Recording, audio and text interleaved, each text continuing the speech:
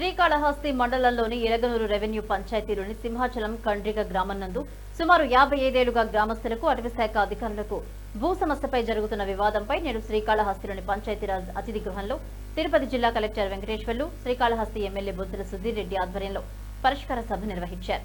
1970లో forest reserve భూములకు పట్టాలివ్వగా మళ్లీ 1978లో ఆ పట్టాలను అప్పటి కలెక్టర్ రద్దు చేయడం జరిగిందన్నారు.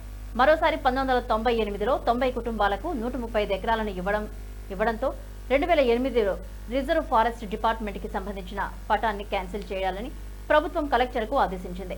హైకోర్టు కూడా ఆ పట్టాలను క్యాన్సిల్ చేయాలని తెలియజేయడంతో అప్పటి నుండి అక్కడి వారితో ఫారెస్ట్ డిపార్ట్మెంట్ వారికి గొడవలు జరుగుతూ ఉన్నాయని, ఈ నేపథ్యంలో ఆ గ్రామంలో కలిసి చర్చించి అక్కడ కుటుంబాలకు న్యాయం చేసే విధంగా 3 నెలల్లో అసైన్మెంట్ భూములు ఇచ్చే విధంగా చర్య తీసుకుంటామని జిల్లా కలెక్టర్ వెంకటేశ్వర్లు, శ్రీకాళహస్తి ఎమ్మెల్యే బొజ్జల సుధీర్ రెడ్డి హామీ ఇచ్చారు.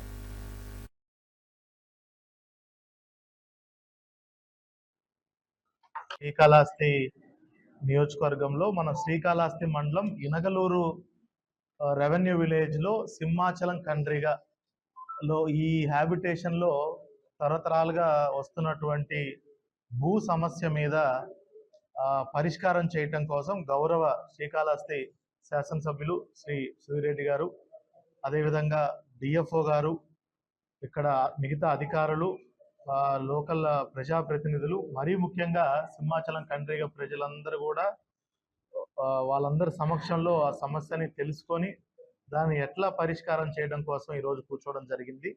ఇది సుమారుగా 55 సంవత్సరాల నుంచి ఈ సమస్య నడుస్తుంది. 1970లో వాళ్ళందరికీ రిజర్వ్ ఫారెస్ట్లో ముందుగా పట్టాలు ఇవ్వడం జరిగింది. మళ్ళీ 78లో అప్పుడున్నటువంటి కలెక్టర్ గారు ఆ పట్టాలు క్యాన్సిల్ చేయడం జరిగింది. మరొకసారి 1998లో 90 కుటుంబాలకు 135 ఎకరాలు, ఎకరన్నర చొప్పున పట్టాలు ఇవ్వడం జరిగింది. కాలక్రమేణా ఫారెస్ట్ డిపార్ట్మెంట్ అవి క్యాన్సిల్ చేయమని 2008లో కలెక్టర్ గారికి రాశారు.